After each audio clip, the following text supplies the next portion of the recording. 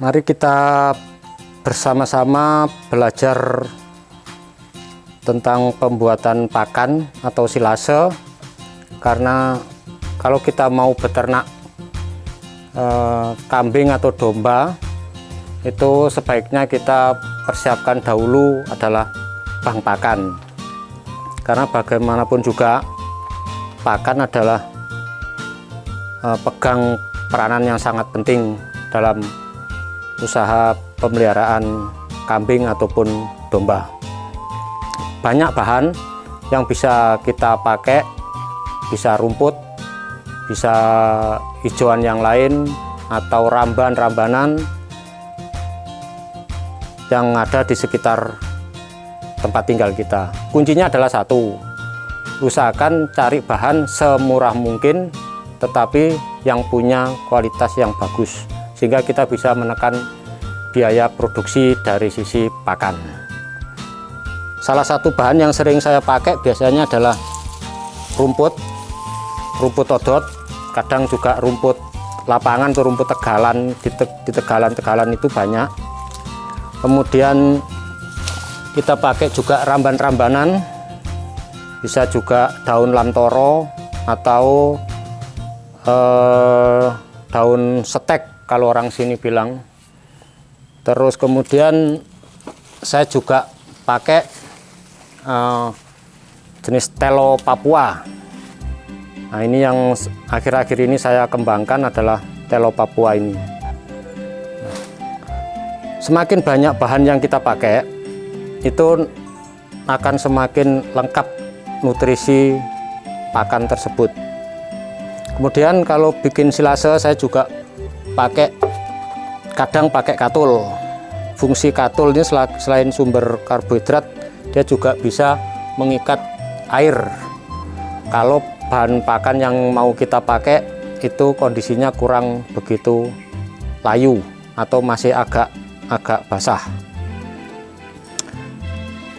Banyak cara yang dipakai, bisa pakai manual dengan dipotong-potong atau pakai mesin chopper yang sekarang sudah begitu banyak dipakai, atau yang paling sederhana yang saya pakai adalah yang dari mesin air. Kemudian kita jangan terlalu berfokus bahwa bahan yang kita pakai itu bahan-bahan yang berkelas. Ya, cukup sederhana kita pakai yang ada di sekitar kita, karena yang mudah didapat. Jadi satu daerah dengan daerah lain pasti akan berbeda. Mungkin ada yang daerahnya banyak ramban, ya monggo bisa ramban. Banyak rumput, ya rumput. Tidak punya rumput odot, punya rumput di sawah-sawah atau di lapangan-lapangan atau di kebun-kebun bisa juga. Intinya adalah kita mempersiapkan bank pakan itu untuk mempermudah kita dalam proses pemeliharaan. Kenapa lebih mudah? Karena pada saat musim kemarau itu kita tidak terlalu dipusingkan dengan waktu untuk mencari rumput. Jadi pada saat seperti sekarang ini musim hujan, rumput ataupun ramban-rambanan itu lagi subur-suburnya, ya kita bisa cari rumput atau mengumpulkan sebanyak-banyaknya untuk kita simpan. Nanti kalau siapa tahu bulan depan atau 2 bulan lagi musim kemarau dan rumput agak sulit.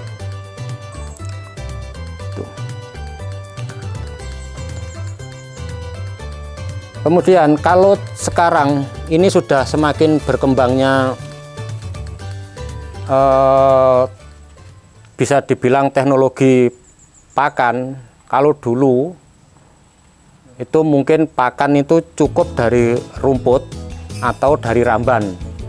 Kemudian setelah itu muncul yang namanya hay atau rumput dikeringkan. Setelah rumput dikeringkan, itu akhir-akhir ini muncul dengan silase atau fermentasi. Tapi saya percaya kedepannya dengan berkembangnya dunia peternakan khususnya kambing dan domba, suatu saat orang pasti akan beralih ke pakan kering karena itu lebih mudah dan lebih praktis. Apalagi sekarang bahan-bahan baku dari pakan kering sangat mudah kita dapatkan dibanding dahulu. Misalnya kita mau cari katul banyak, kemudian cari CGF, polar, kemudian DDGS, tepung jagung, tepung ikan, dan sebagainya. Itu bisa kita ramu, kita bikin formula sehingga kita bisa setting mau pakai protein berapa, dan itu sangat efektif. Kita tidak bingung waktu musim hujan atau musim kemarau gitu. Kemudian kita lanjut dengan pembuatan silase. Jadi bahan-bahan yang ada ini terlebih dahulu kita giling, bisa tidak harus digiling, mungkin kalau masih kapasitas kecil 3 ekor atau 5 ekor dan belum punya dana untuk beli mesin chopper, itu bisa kita potong-potong menggunakan pisau, potong-potong pendek-pendek. Tapi kali ini saya biasa menggunakan mesin yang chopper yang sangat sederhana ini, memanfaatkan limbah sanyu yang tidak terpakai. Kemudian pisaunya saya juga pakai pisau potong rumput, jadi lebih murah.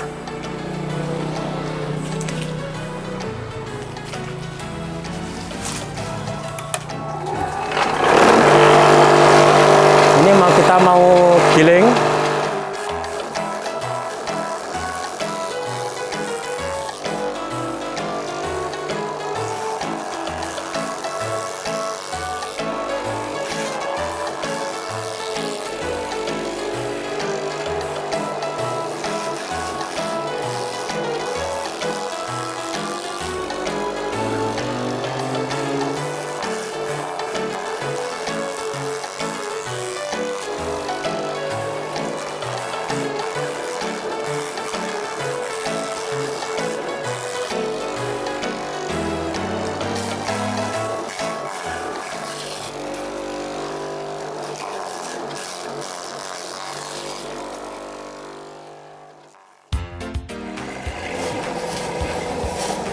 Nah, ini hasil yang kita dapat.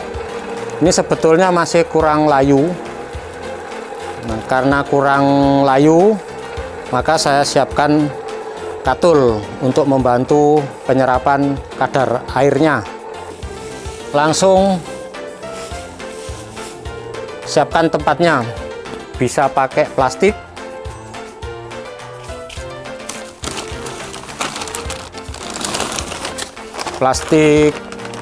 untuk silase seperti ini, atau bisa pakai drum.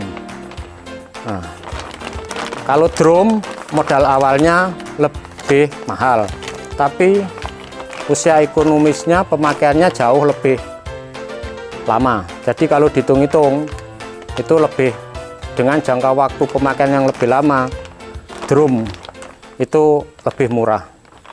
Kalau ini, kalau nggak hati-hati, 2 atau 3 kali pemakaian bisa rusak. Karena kalau dia sampai lubang, itu akan mempengaruhi hasil dari silase. Dan biasanya kalau bocor, itu bisa dipastikan akan mengalami kegagalan dalam proses pembuatan silase. Karena proses pembuatan silase itu adalah anaerob atau kedap udara, tidak ada udara, diusahakan tidak ada udara. Nah, ini saya coba dengan pakai plastik. Jadi setelah plastik ini kita siapkan, kemudian saya biasanya taburi dengan katul agar nanti yang bagian bawah itu tidak basah. Bisa juga langsung ditabur seperti ini juga bisa, terus kemudian diaduk. Nah, ini kalau kita mau lihat katulnya sudah rata atau belum, bisa kita lihat bahan ini rata-rata sudah tercampuri dengan katul. Saya biasanya pakai satu ini kurang lebih 25 kilo ini, itu saya biasanya pakai 1 kilo atau 1,5 kilo tergantung kondisi rumput. Kalau dia agak layu, saya biasanya cukup 1 kilo saja. Kalau agak basah seperti ini bisa sampai 1,5 kilo. Setelah dirasa tercampur, kita bisa bahan-bahan ini bisa kita masukkan ke dalam plastik.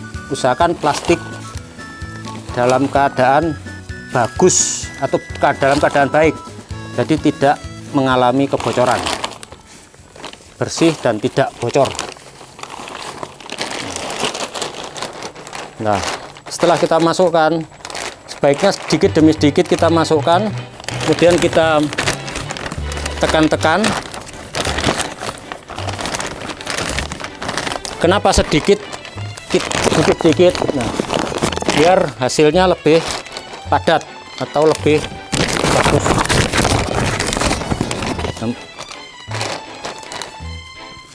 Dan kita tambah lagi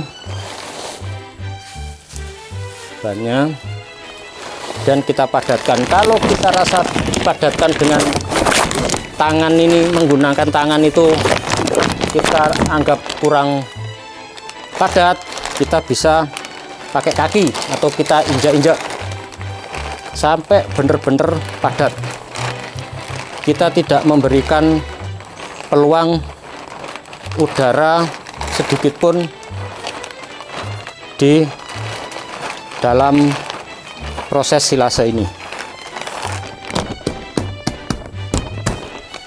Nah,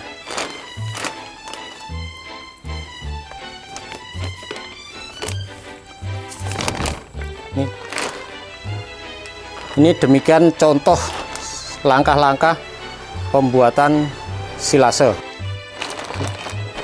Selanjutnya, jika dirasa sudah cukup, karena itu sebagai contoh sehingga saya hanya pakai bahan yang tidak terlalu banyak dan tidak sampai penuh. Nah, sebaiknya kita ikat rapat. Jadi ngikatnya harus hati-hati, cara kita melipat plastiknya juga itu harus sedikit demi sedikit. Nah, kita pukul-pukul sambil kita padatkan, kemudian kita tekan, kemudian kita tekan-tekan terus untuk mengeluarkan udara yang ada. Nah, setelah kita rasa padat, kita baru ikat. Saya biasanya ngikat pakai karet karena menurut saya karet ini lebih kuat dan lebih bagus hasilnya daripada saya pakai tali-tali yang lain. Bisa juga pakai kabel T, cuman kabel T selain harganya lebih mahal, nanti dalam proses pelepasan kabel T biasanya agak sulit. Kita ikat sekencang-kencangnya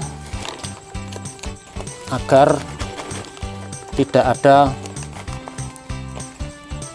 rongga udara yang terjadi, sehingga kita harapkan benar-benar. Nah, ini salah satu. Nah, salah satu contoh pembuatan silase. Ini kemarin sengaja saya mau lihat hasilnya seperti apa, jadi tiap 2 hari ini saya buka. Ini sudah 7 kali, berarti ini sudah kurang lebih 14 hari. Ini kurang lebih 12 hari. Ini mulai bikin, baru saya buka saat ini. Hasilnya berbeda. Kenapa berbeda? Itu karena yang ini itu banyak udara yang masuk. Begitu saya 2 hari sekali saya buka, sehingga ada udara masuk, saya ikat. Nah, ini tidak sama sekali. Secara tekstur beda, warnanya pun beda. Ini lebih segar, lebih kuning. Ini agak gelap. Walaupun bentuk rumputnya masih kelihatan hijau, tidak ada jamur, tidak gumpal juga. Nah, tapi ini yang lebih bagus. Ini 14 hari, ini kurang lebih 12 hari. Dan pembuatan silase itu tergantung kreativitas kita juga. Kita bisa berkreasi gimana bagusnya, terus bahan yang kita pakai seperti apa, terus nanti hasilnya akan seperti apa, itu kita bisa berkreasi sesuai dengan pengalaman kita masing-masing. Demikian yang bisa saya sampaikan. Inilah salah satu cara, karena masih banyak cara dan teman-teman juga banyak yang sudah menerapkan. Nah, semoga ke depan ternak kambing atau domba ini dengan pakan yang seperti ini akan semakin berkembang dengan baik. Terima kasih.